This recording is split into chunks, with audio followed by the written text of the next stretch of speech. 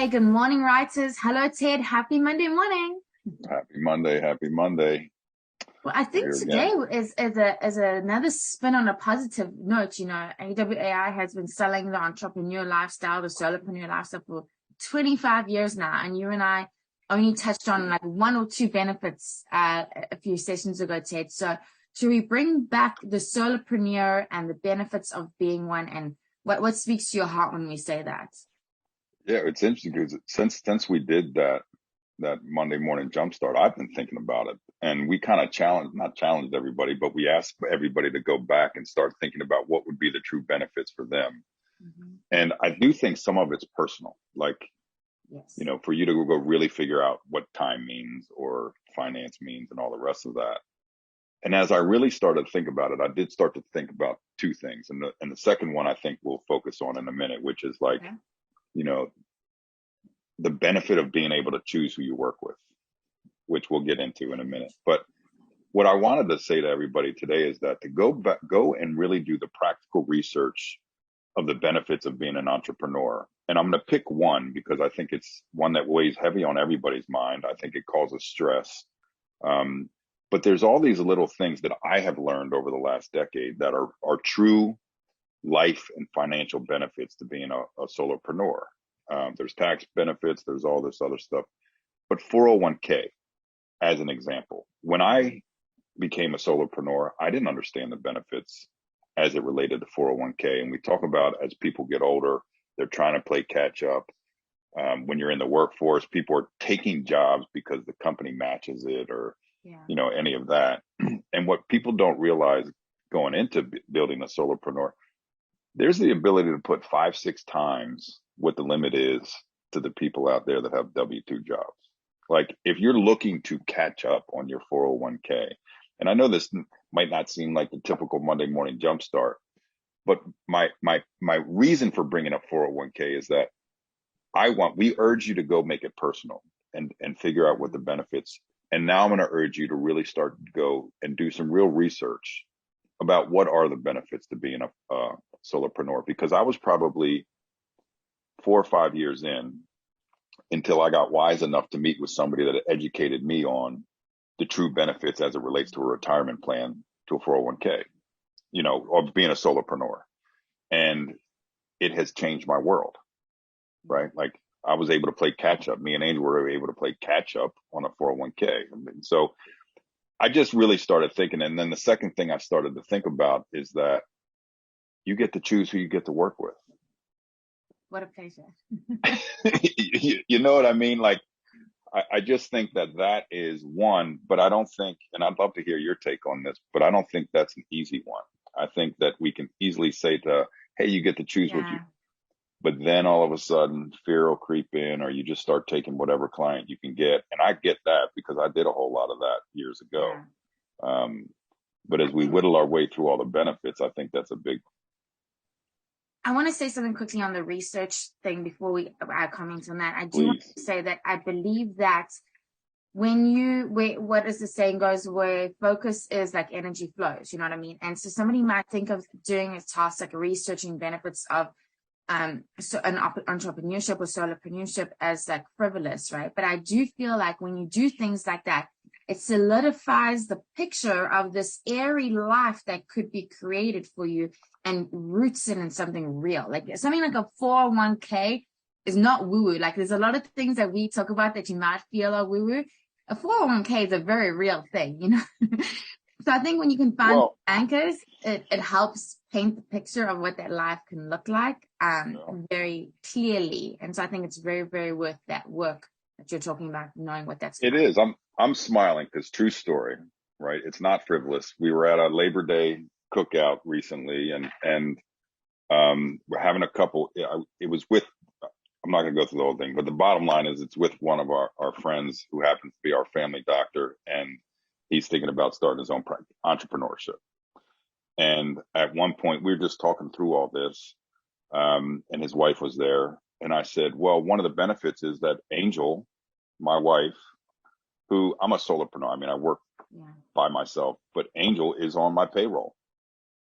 And when you do that, now you're an entity, and she can get benefits through me, and she can open up a 401k, so you can pay her a salary, and the salary only pays her 401k. Like, there's all these little things in there that you don't realize. So now Angel has a 401k and she doesn't have a job. But, and again, it's completely legal. It's not like skating the system or whatever. But again, to your point, it's not frivolous when you really start getting into the true benefits of being a solopreneur. This all lends itself to creating the world that you want. Yeah. And some of it is practical, and you really have to educate yourself on the true benefits of being a solopreneur, because there are many. And then to the other one, Ted, I think there's nothing more impactful than the people that are surrounding you, right? Like, you know, that whole saying, like, show me your 5 friends and I'll show you your future. Yeah. No, I think that being so conscious of not only what you want, but who you want it with is so important in life. Like I'm so picky even with friends, you know, like I'd rather have 4 quarters than 100 pennies. And I think the same thing can be true. And yes, it is difficult to picture like that you can choose your clients. And hey, maybe not all of it is going to be off the bat. There's going to be, I think, certain clients you're going to get that might teach you what you do and don't want, because you might even not know what that is when you're going into it, right? But we've talked about work, about creating, you know, doing the work into determining what kind of lifestyle you want, determining the work into what kind of vision you have. And I think a huge pillar in that vision is people. And I know even before I took this job at AWAI, even before I knew AWAI existed, Ted, I was very unhappy in the work that I was in and the job that I was at and the people that surrounded me at that job. Like, you know, you can feel the negativity like pulling you down, and no matter how positive you are, sometimes you just can't, there's too many of that to get away from it, you know? And so I didn't write out the kind of job I wanted because I didn't know what I wanted to do, but I wrote out the kind of people that I wanted to work with. And I wrote, like, at the time I was looking for like a mentor, and I wrote exactly what I wanted that mentor to look like. I wrote down the flexibility and I wanted the people that I worked with to be comfortable with the flexibility, not that like, oh, you get this flexibility, but then there's the judgment that is attached to it. Yeah. And I wanted positive people that wanted good in the world and that were uplifting, and that the nicety trumped any negativity that comes along with it's still a job at the end of the day sometimes, right? Yeah. But I outlined that, and when I tell you I got that, I mean, you know what our company is like and what it's like to work with these people. And so, yes, it can be difficult to think about that you get to choose who you work with, but I probably could say this in every single one of these, that you are the architect of your life, right? And how hard was it for you the first time you fired a client because they didn't align with what? Well, now you're getting to it, the ramifications if you don't do what Jade's talking about, which is a slippery slope. And again, we're kind of here sharing our woes of what we've learned over the years, both as Jade as an employee and me as an entrepreneur. But too many years I spent just, hey, if they're willing to pay me and they need work done, I'm doing it. And now what I will tell you is, because I didn't do the pre-work that Jade suggested years ago, I found myself in very stressful situations, constantly trying to verbalize and show my value, which is not the place I want an entrepreneur to be.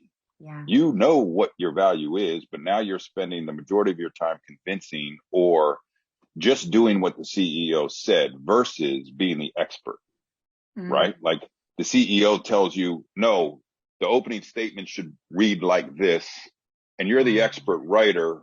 And because the CEO says that, you're doing it because you're coming from a place of fear versus coming from doing the work that Jade says and then putting yourself in a position to be aligned with people that see your value, that you hold similar belief systems. It doesn't always have to line up when it comes to belief systems and values, but you don't want to be in this position. So to your point, really freaking hard. Breaking up with a client because it was a lot of this. And I was constantly going home feeling like my worth was not there and trying to justify it. Well, that's a whole lot of energy. And quite frankly, it's a whole lot of time versus lining up with a company or a person or whatever that goes, you know what, let's do this together. And you play a critical part in this. I always call it, I just want to be a fabric in a company, and I get your fabric. Let's do it.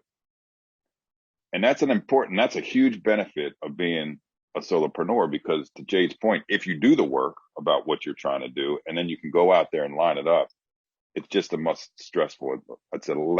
less stressful existence. Yeah. And your value's clear. I don't know if I'm allowed to bring this up, but I hope you don't mind. Let me ask you. So a lot of the fear of firing a client is that business is going to go down after you break up with that client. What happened in your scenario when the... Yeah, it's funny. You're allowed to bring it up. I'll bring it up. But here's what I will say. I always, and you know this about me, like I don't talk often about the growth of my business or whatever. Mm-hmm. And some of the reason I don't is because it sounds quirky, or it sounds like, well, of course she's saying that or whatever. But if I ever write a book, this will be in it. I don't know what the percentage is, Jade, but I can tell you that when I got brave enough to do that, and when I said, hey, I'm going to align with people that see my value, not only did I live a more fulfilled existence because I live in the space of I'm working with people that believe in what I do, but my revenue, I would venture to say it went up 40, 50% within 12, 24 months. Wow. And has stayed consistent for the last 5, 6 years, because I'm working with companies that believe in what I do, and we're ready to conquer the world, and we're ready to build, dominant cultures that are out there grabbing revenue and helping people live fulfilled and prosperous lives. Those are the two words that I put together. So it does change, and it's not woo-woo. And it's also not a guarantee that that's the way it's going to go for everybody. But my story, that's the way it happened. Well, I think to bring it back to the rats is something we talk about often when somebody's looking for your first client.